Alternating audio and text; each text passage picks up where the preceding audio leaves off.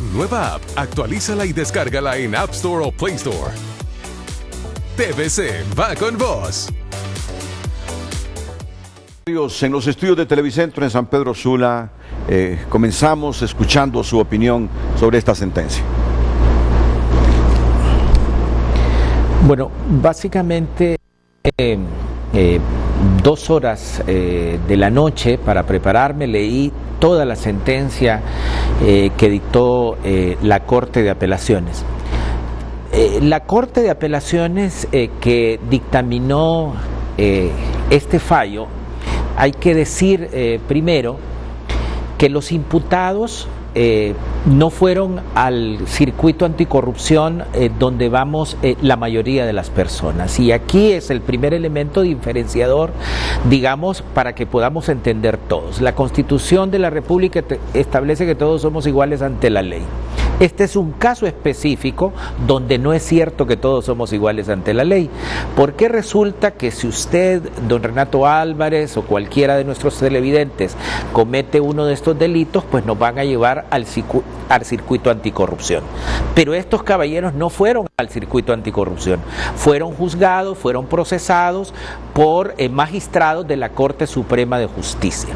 Es decir, en su gran mayoría, los diputados al Congreso Nacional, estos diputados al Congreso Nacional que eligieron al fiscal general del Estado, estos diputados al Congreso Nacional que eligieron a los 15 magistrados de la Corte Suprema de Justicia, y estos diputados que esencialmente, digamos, redactan y aprueban el Código Penal que se les va a aplicar, pues estos fueron procesados por un circuito especial, por los 15 magistrados. Ya esto, digamos, pone en duda la verdadera aplicación de la justicia y pone en duda el precepto constitucional de que todos somos iguales ante la ley. Este es un caso específico donde no es cierto.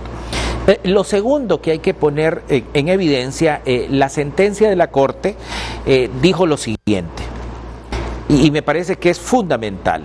Buena parte de los fondos extraídos, 282 millones de lempiras fueron extraídos de los fondos públicos, fueron a parar a 2 fundaciones, la Fundación Todos Somos Honduras y la Fundación Di Batista, y tuvieron como destino, dice la Corte de Apelaciones, a 4 partidos políticos. Es decir, los 282 millones esencialmente fueron a parar al Partido Liberal, al Partido Nacional, al Partido Unificación Democrática y al Partido Frente Amplio Político en Resistencia, FAPER.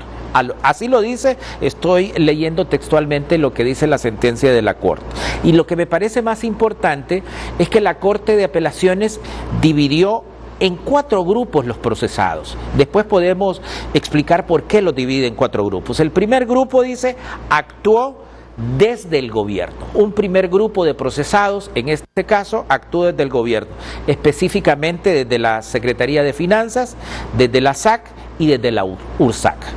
Un segundo grupo de imputados operaron desde las fundaciones Di Batista y de la Fundación Todos Somos Honduras.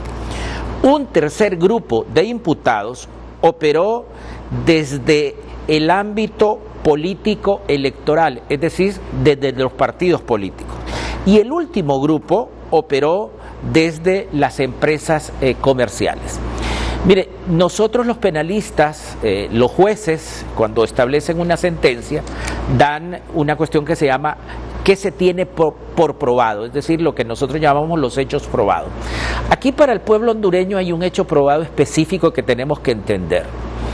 Hubo esencialmente un exministro que tomó 282 millones de lempiras de los fondos públicos, de los fondos que nos pertenecen a todos los hondureños, y los canalizó, esos 282 millones, y esto hay que poner atención porque estamos en presencia de que se autorizó por parte de la Secretaría de Finanzas en menos de 24 horas, en un día, digamos, los 282 millones. Algo parecido que pasó con el caso de los hospitales públicos, que en menos de 24 horas también se autorizó el pago de los 47 millones de dólares a un intermediario. Esto es importante porque puede servir de antecedente.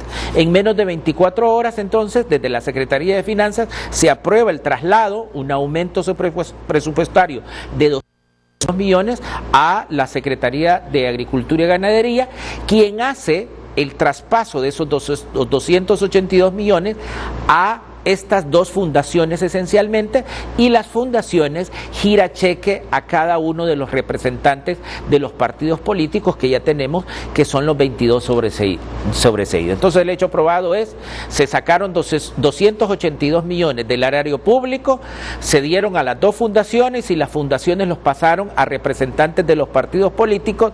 Esencialmente no hubo una rendición de cuentas de estos 282 millones, fueron a parar a las bolsas particulares de estos políticos para pagos personales y para pagos de financiamiento de cada uno de sus campañas políticas. En realidad, 282 millones que no estaban destinadas para dárselo a los políticos. Entonces, aquí el gran perdedor, por mucho que me digan, es el pueblo hondureño. 282 millones. Ya las cuestiones técnicas, y lo podemos discutir, por qué la Corte de Apelaciones ha dicho que digamos, particularmente me llama la atención por qué esencialmente se sobresee solamente a los políticos, esencialmente a algunas personas particulares, y se deja a las 4 personas del primer grupo que actuaron desde el gobierno.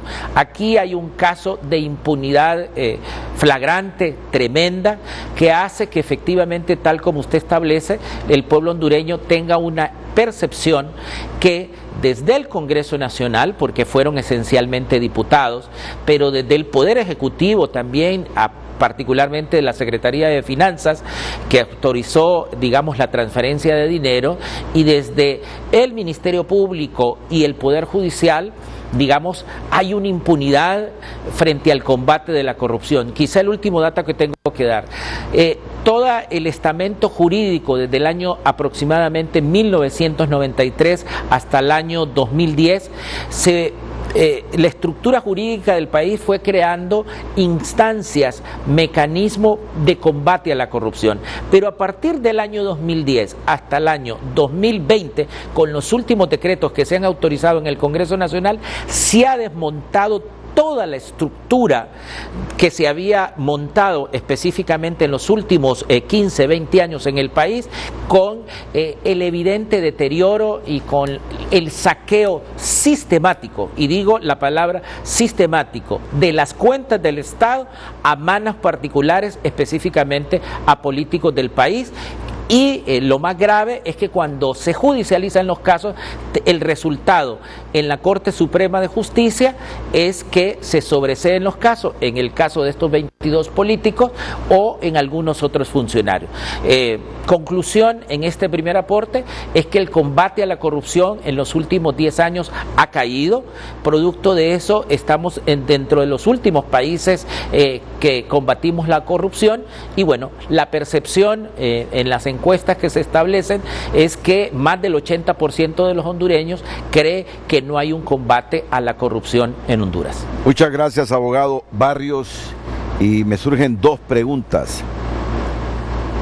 Jacobo Regalado, ministro de la SAC, iba a tomar una decisión de esa magnitud sin que alguien superior, pero muy superior, le ordenara desviar 282 millones de lempiras para 2 fundaciones, que estas fundaciones lo van a repartir entre dirigentes de 4 partidos políticos para darle a toda esta gente dinero para que financien su campaña. ¿Cree usted que un ministro toma semejante decisión, casi 300 millones de lempiras, si no es que recibe una orden superior? ¿Quién es el de la orden superior? ¿Dónde están las imputaciones hacia los superiores de Jacobo Regalado? Asumiendo que ningún ministro se va a comprometer, pienso yo, puedo estar equivocado, a desviar esa cantidad de dinero para fundaciones que él mismo, me imagino que sabía, serían distribuidos entre dirigentes políticos para financiar la campaña.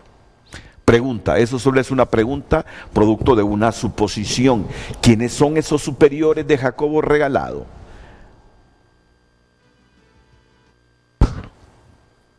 Mejor solo me quedo con esta pregunta para escuchar las opiniones de otro abogado, Rafael Virgilio Padilla, es coordinador de la barra de abogados anticorrupción, y de un sociólogo, Alan Fajardo. Pero esto será inmediatamente después de la pausa.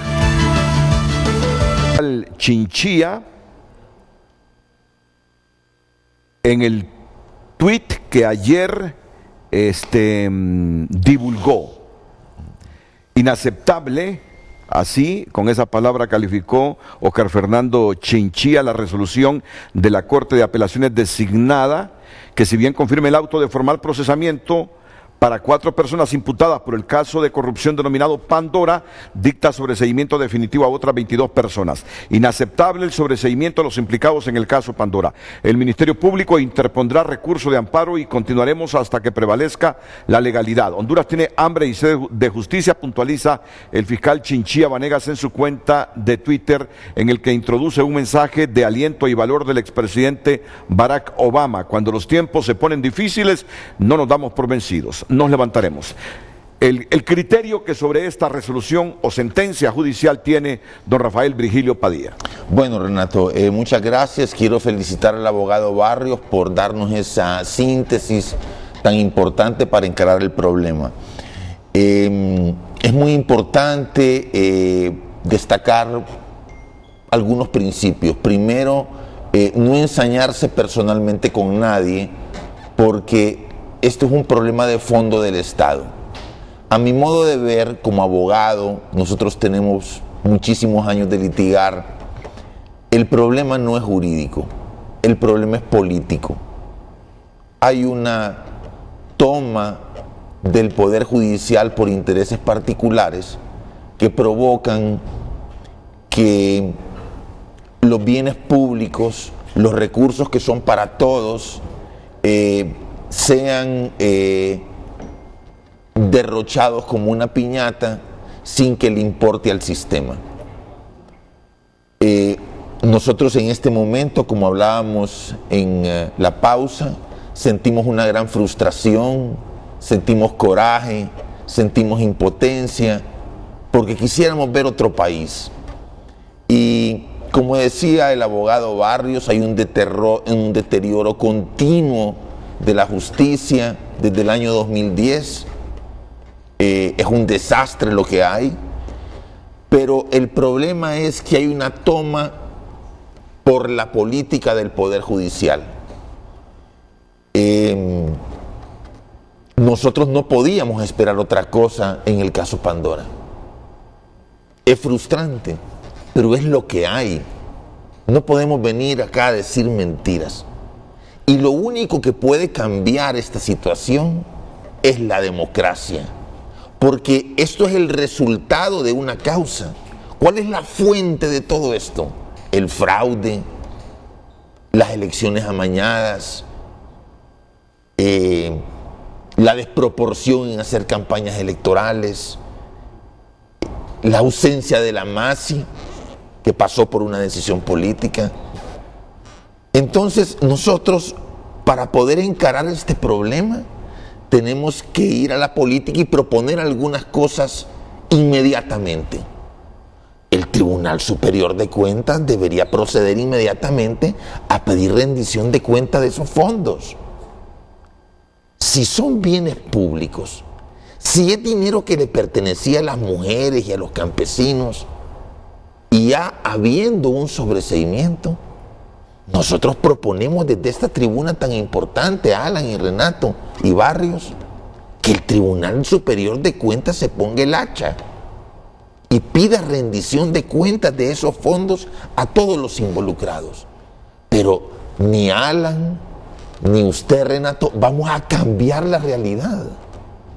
No podemos cambiar el Poder Judicial. Lo único que va a cambiar el Poder Judicial son las elecciones, son nuevos diputados, son personas con otra conciencia. Nosotros no vamos a esperar nada del Partido Nacional. Y no tenemos cada 4 años elecciones. Bueno, hay que esperar el proceso. Cada Tomamos 4 años, las armas. Cada 4 años esperamos un nuevo proceso. Bueno, entonces hay que enfocarse en ese proceso. Hay que enfocarse en la organización. Hay que enfocarse en la propuesta. Pero no podemos pasar la vida entera protestando. Que tenemos que ser actores del drama hondureño. Y para ser actores del drama hondureño tenemos que esforzarnos en potenciar la democracia. Y este es el momento. Hay que exigir un censo depurado. Hay que exigir reformas electorales. Hay que exigir que termine el tráfico de credenciales. Hay que levantar la voz por esa proliferación de partidos políticos. Y hay que hacerse parte del proceso electoral. En la casa no vamos a cambiar Honduras. Hablando y gritando no vamos a cambiar Honduras. Hay que participar. Hoy más que nunca es importante eso. Nosotros, es muy importante también entender de que el problema no es jurídico.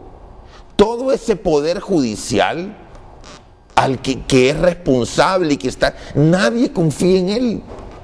Nadie confía en el poder judicial y es un deterioro que ha llevado la política del Partido Nacional. Lo tengo que decir aunque me duela, ¿no? Aunque son ellos los que gobiernan, ellos han estado los últimos 12 años en el poder y el país está muy mal en todas las áreas. Y yo lo he dicho otras veces en este programa. Así como funciona el sistema de salud, así funciona el Poder Judicial. Así funciona finanzas, así funciona recursos naturales, porque nada en la vida es una isla. No te enfermas, si te da varicela no se te enferma solo un brazo, te den todo el cuerpo. Y nosotros con esto tenemos que agarrar conciencia de cómo está la patria, de cómo está la nación. La gente emigra por multitudes. Y es muy importante en este momento más que nunca la unidad de la oposición. Insistimos en que si no hay unidad de la oposición, si no hay un esfuerzo por abandonar los intereses particulares y hacer una fuerza unida para ganar la elección, Honduras seguirá igual. Bueno, hoy tenemos, como siempre, una ventaja. El abogado Ramón Barrios fue juez de la República. Fue, si mal no recuerdo, fundador de la Asociación de Jueces por la Democracia. Y fue un buen juez. Y tuvo complicaciones con el Estado después del golpe de Estado del abogado Ramón Barrios. Y qué bueno que hoy nos ayude a reflexionar, porque conoce el interior de la justicia hondureña, cómo se manejan las cosas ahí, si coincide o no con lo que está expresando aquí el exdiputado del PAC, Rafael Virgilio Padilla. Ya vamos con el abogado Barrios. Ahora, desde la perspectiva sociológica, licenciado Alan Fajardo, ¿cómo entender este fallo judicial de ayer? Bueno, me han parecido muy buenas las intervenciones de los colegas que me precedieron en el uso de la palabra, pero quiero puntualizar un par de cosas. Con relación a la primera intervención, sí somos iguales ante la ley. En el texto de la ley, en la Constitución, artículo 60, por ejemplo, ¿verdad?, establece la plena libertad ciudadana de distintas, y no importa el sexo, no mencionan género porque es antigua, etnia, etcétera. Somos iguales ante la ley, en gran medida, porque hay que ajustar todavía algunas leyes, pero no somos iguales, y esto es una gran cátedra de sociología jurídica la que hemos tenido, se ha demostrado que no somos iguales ante el sistema de justicia. Y basta con hacer un recuento demográfico de las cárceles de Honduras y vamos a ver que está lleno de pobres que se robaron 5 gallinas. Estamos revisando eso. Por gente que está presa por cosas de ese tipo, ¿verdad? Pero no encontramos gente de cuello blanco. Hasta hace poco es que ha empezado a haber alguna judicialización, ¿verdad? Pero George Orwell en su novela corta satírica Rebelión en la Granja nos diría, todos somos iguales. Orwell. Pero hay algunos más iguales que otros, dice, con gran sentido del humor, ¿verdad? Entonces, eso es lo que nos está diciendo ese fallo, ¿verdad? Y luego el otro caso, me parece excelente que el abogado Padilla, que siempre creo yo que es diputado porque tiene más incidencia que la mayoría de los diputados, ¿verdad? Y que relacione, nosotros decimos los sociólogos, lo macro con lo micro. Vamos a este caso, pero se fue él de que en el fondo, en términos estratégicos, es un problema de sistema político, donde el Estado, la naturaleza del Estado, es realmente un Estado hecho para perpetuar la dominación de ciertas élites económicas y élites políticas que hace que, y además hay, pero discrepo en que sí hay un problema jurídico. ¿Cómo es posible que haya discrecionalidad para que algunos casos de corrupción sean juzgados en los tribunales donde se hizo un gran esfuerzo ciudadano e institucional para seleccionar buen personal para esos juzgados y que hay bastante nivel de aceptación de la ciudadanía, de la veeduría social sobre la calidad de esos tribunales, pero que cuando algunos que son más iguales que otros van a ser juzgados, entonces ya no los juzgan esos juzgados, sino que unos tribunales creo que se habla de excepción, ¿verdad? Tribunales de excepción. Entonces, hay un problema jurídico también ahí. Se mete la política, como tú decías. ¿Por qué hay discrecionalidad? ¿Por qué hay una instancia del sistema judicial que puede decir quién entra por el tubo donde sí lo van a socar, para decirlo en hondureño, o si no por ir el tubo VIP, donde les van a dar sobreseimiento? Entonces tenemos que pasar una revisión en el sistema de justicia para eliminar esas discrecionalidades. Y otro problema de fondo que no ha sido mencionado, la calidad de Estado, que se ve evidencia en este fallo de que es una mala calidad de Estado en muchos aspectos.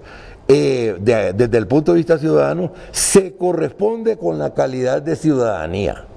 Si cuando ocurriera una cosa, hubiera una masiva protesta ciudadana, que lo podríamos estar haciendo por medios virtuales, no digamos que porque hay toque de queda, etcétera, no se puede. Podría haber una gran protesta ciudadana y solo algunos medios como Frente a Frente están poniendo el dedo en la llaga, poniendo el foco, poniendo la lupa. Pero si esto fuera con un gran nivel de consenso, de oposición a ese tipo de medidas, el Estado no lo podría hacer.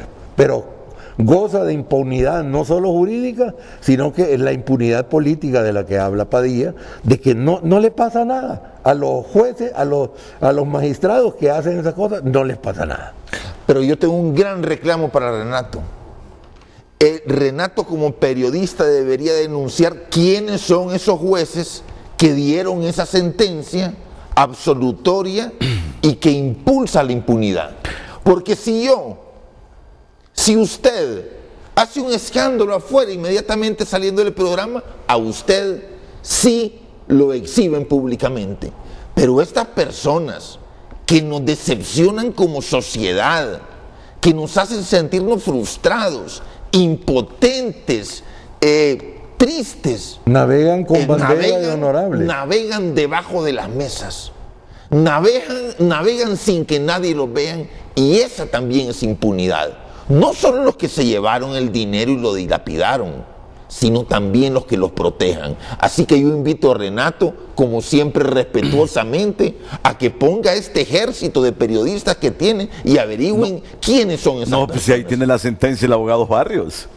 Más bien le pediríamos al abogado Barrios que si tiene los nombres de los magistrados que emitieron esa sentencia, nos la proporcionen a propósito de lo que han dicho ustedes y de lo que ya expresaba al comienzo el abogado Barrios. Miren que a las 10:30 de la noche el periodista de nuestra fuente judicial, Vicente Turcios, me entregó la siguiente noticia corta que una fuente del Poder Judicial Le filtró. le proporcionó a él, a la pregunta suya: ¿por qué este caso no fue a los tribunales anticorrupción con aquellos jueces que fueron certificados por una instancia internacional? ¿Recuerda? Sí. Y que el abogado Barrios decía, desde ahí, dice, se notó el manoseo, que este caso fue tratado por otros jueces y no por los de el juzgado anticorrupción. Miren, y me dijo Vicente Turcios ayer, póngale atención a esta nota que le dejo.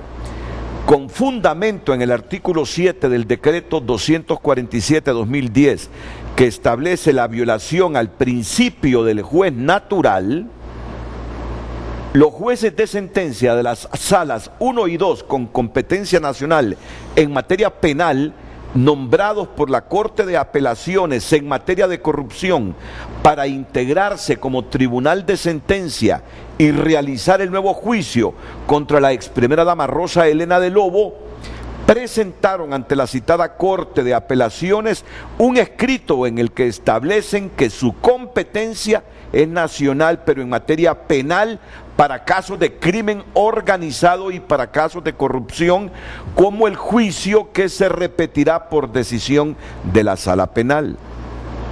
Los jueces de las salas 1 y 2 de materia penal advierten que cuando surgen conflictos por cuestión de competencia, como el caso que se detalla, corresponde resolverlo a la Corte Suprema de Justicia a través de la sala penal, por lo que es esa vía la que debe seguirse para que la competencia quede definida de manera que no quede ninguna impugnación por las partes. Miren que ahora los defensores andan buscando dónde se tratan los juicios, porque asocian, aquí me puede resultar favorable y es mejor negociar. Bueno, pero ¿quién mejor de nosotros cuatro